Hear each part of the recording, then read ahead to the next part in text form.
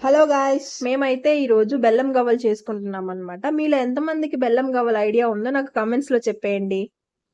ఈ రెసిపీ ఏంటంటే చాలా ఈజీ అనమాట. ఏం లేదు, ఫస్ట్ గోధుమ పిండి తీసుకొని అందులో ఏంటంటే ఒక 2 స్పూన్స్ ఆయిల్ ఏసుకోవాలి.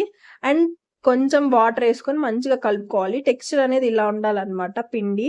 నెక్స్ట్ గవ్వలు చేసుకునే ఆ చెక్క ఉంటది కదా! దాంట్లో ఏంటంటే ఇలా గవ్వలన్నీ చేసేసుకోవాలి. చేసుకున్న తర్వాత ఇంకా ఆయిల్ పెట్టేసుకొని ఆయిల్‌లో వేసేయడమే వాటిల్ని.